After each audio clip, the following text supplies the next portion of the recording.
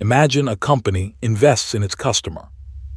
That customer uses the money to build an enormous data center. The data center fills itself with products made by the same company, and the revenue returns to where the money started. On July 27, reports said Nvidia was considering a guarantee worth roughly an OpenAI data center project.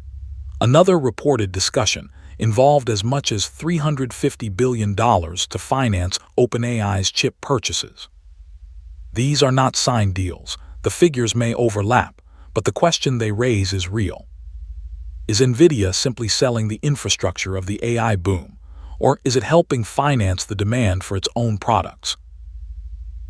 The familiar explanation for Nvidia's rise is simple. During a gold rush, sell the shovels. But that metaphor is now incomplete. Nvidia does not just sell chips. It supplies networking, complete systems, software libraries, development tools, and an ecosystem that makes living expensive. It invests in AI companies. It backs infrastructure providers. And according to the latest reporting, it may be considering much larger financial commitments.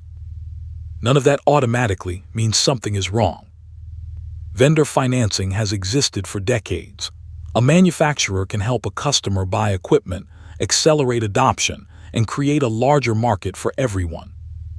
But it creates a second question behind every impressive sales number. How much demand comes from customers who can pay with cash generated by their own businesses, and how much depends on a continuing supply of outside capital? To answer that, we have to follow the money. First, a correction that matters.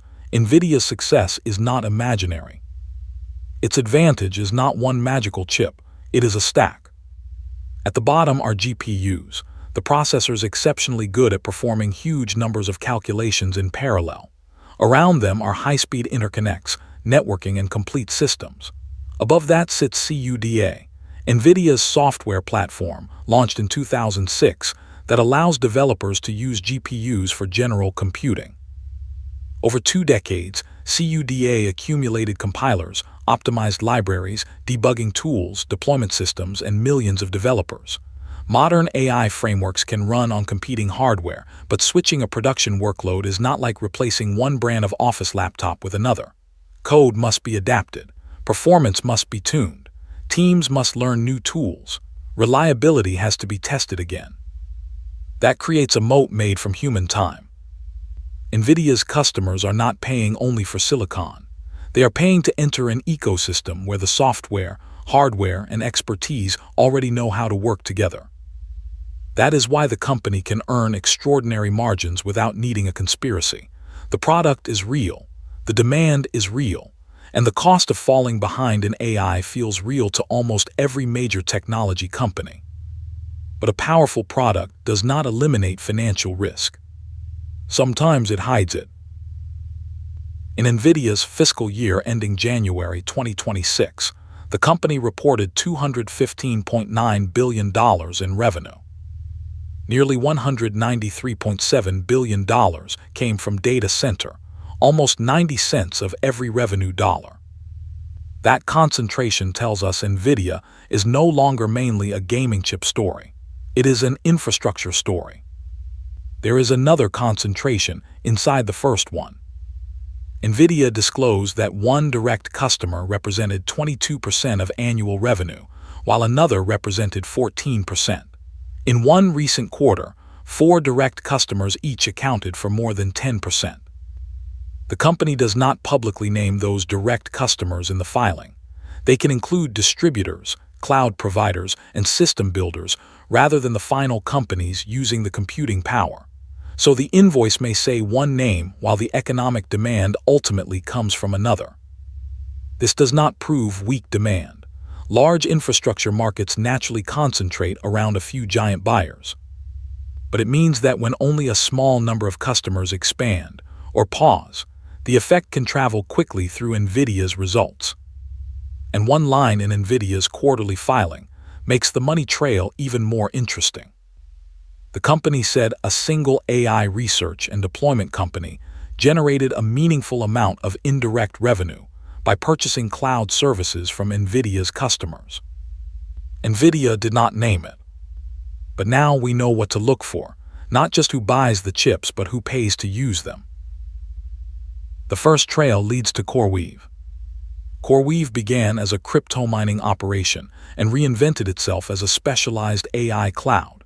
Instead of every AI company buying and operating its own chips, CoreWeave raises capital, builds data centers, and rents Nvidia computing power to customers. This is a legitimate and potentially valuable business. It also sits at the center of several financial relationships.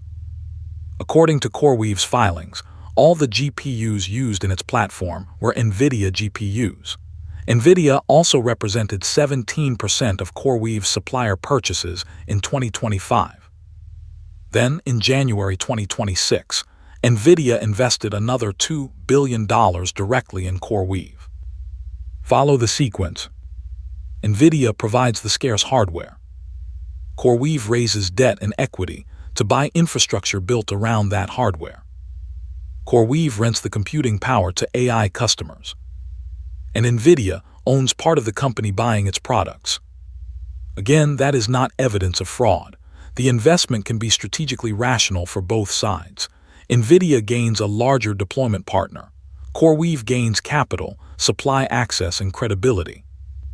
And CoreWeave has attracted major outside customers. In April, it announced an expanded agreement with Meta valued at up to $21 billion through 2032. It also announced a $6 billion cloud commitment from Jane Street, alongside a separate equity investment.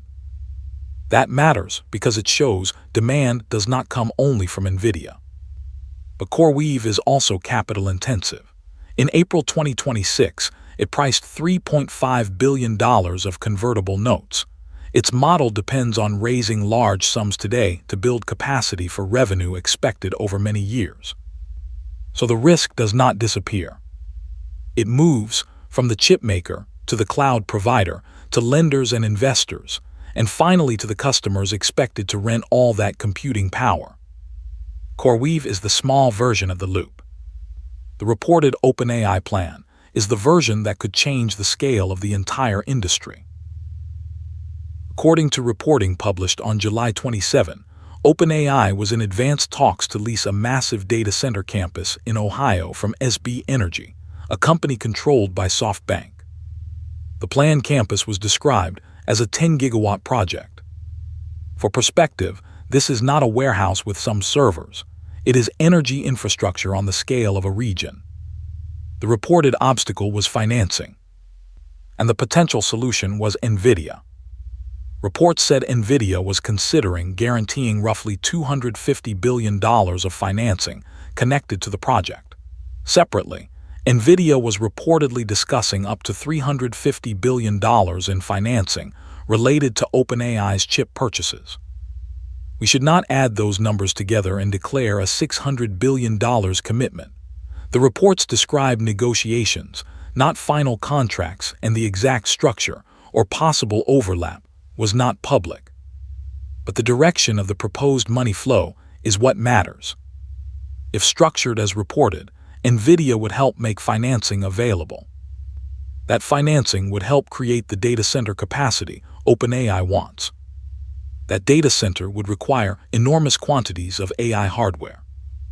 And Nvidia would be the dominant supplier positioned to sell it. This is the circle from the opening. But there is another piece. In February 2026, OpenAI announced $110 billion in new investment at a $730 billion pre-money valuation. Nvidia committed $30 billion.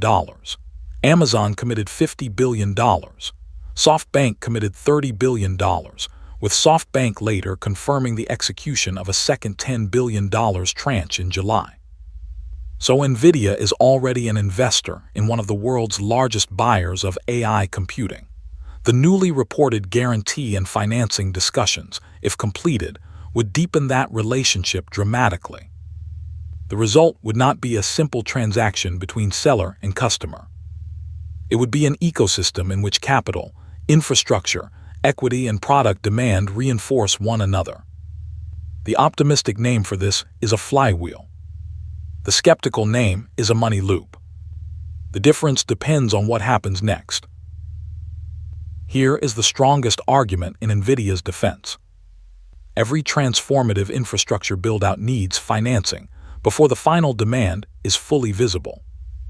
Railways were built before every passenger arrived. Telecom networks were laid before every household came online. Cloud providers constructed data centers before every startup rented a server. If Nvidia believes demand for intelligence will expand for decades, helping credible partners build capacity can be rational, not suspicious. Vendor financing itself is ordinary. A supplier supports a customer's purchase. The customer gets equipment sooner. The supplier expands its market. If the customer generates enough revenue to repay the financing, the circle is productive. And Nvidia has something many speculative booms do not: enormous current revenue, substantial cash, exceptional profitability, and a product that customers are actively fighting to obtain. The bearish version of this story often ignores those facts. But the bullish version can ignore something equally important. Financing does not create final demand. It pulls future demand into the present. And if the future cash never arrives, someone still owns the bill. To tell a flywheel from a fragile loop, watch 3 variables. Number 1, utilization. Data centers do not create value because they exist. They create value when paying customers use them.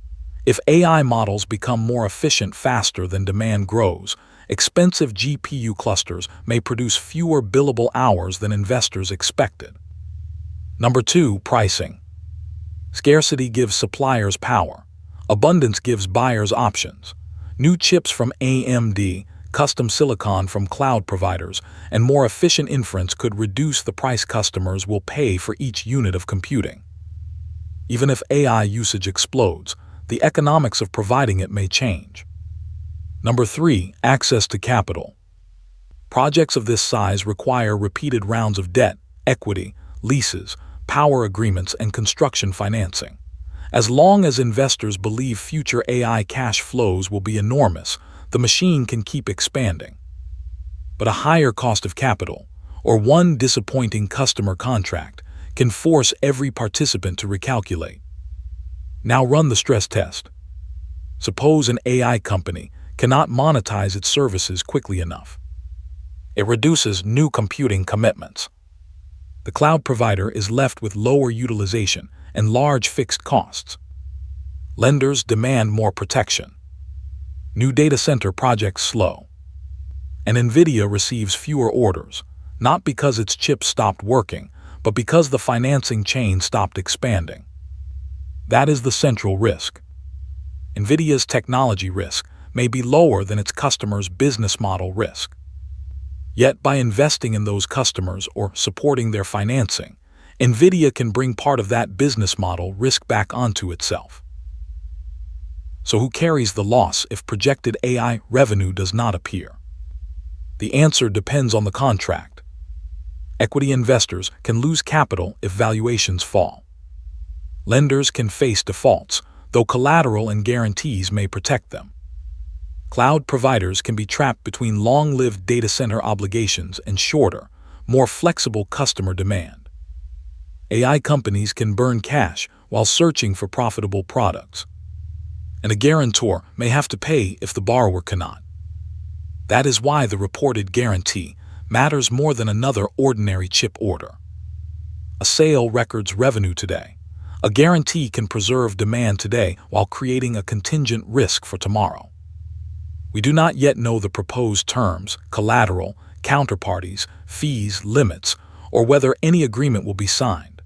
Without those details, anyone claiming the arrangement is either harmless or catastrophic is pretending to know too much. But investors can still ask better questions. How much end-user cash is entering the system? How much spending is funded by new debt or equity? How concentrated is Nvidia's indirect demand? What obligations sit off the obvious path between a chip sale and a final AI customer? And are AI revenues growing fast enough to support the infrastructure already being promised? Those questions are more useful than arguing over whether Nvidia is the next Cisco, or whether AI changes every rule of finance. Technology changes. Cash flow does not. So is Nvidia financing its own AI empire? Partly yes. Nvidia has made confirmed investments in important customers and infrastructure partners, including $30 billion committed to OpenAI and $2 billion invested in CoreWeave in 2026. And according to recent reporting, it has considered far larger financing support connected to OpenAI. But Nvidia is manufacturing fake demand, goes further than the available evidence. The company sells a real, difficult-to-replace platform into a market with real usage and real contracts from companies outside Nvidia's investment portfolio. The sharper conclusion is this: Nvidia's empire rests on two foundations.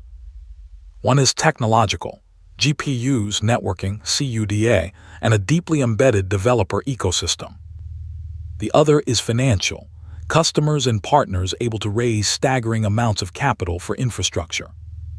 The first foundation looks extremely strong. The second is where the uncertainty lives. If AI services generate enough cash to justify the build-out, Nvidia's investments and financing support will look like brilliant market creation. If they do not, the same transactions may reveal that the industry confused capital raised with demand earned. That is not a verdict of fraud. It is a warning about reflexivity. Rising expectations attract capital, capital buys chips, chip sales validate rising expectations, and the cycle repeats. Until it is supported by cash from outside the circle, or until the circle breaks. Remember the dollar from the beginning. The most important part of the diagram was never the circle. It was the arrow entering from outside it. Real businesses paying for useful AI can turn that circle into an economic engine. Without enough outside cash, it becomes a machine financed by its own expectations. Over the next year, do not watch only Nvidia's chip shipments. Watch who funds the buyers. Watch who guarantees the projects. And above all, watch whether AI customers generate cash without needing the next investment round. Because in every boom, the headline tells you where the money is going. The autopsy begins when you ask where it came from. If you want more financial investigations into the companies shaping the world, subscribe to Capital Autopsy.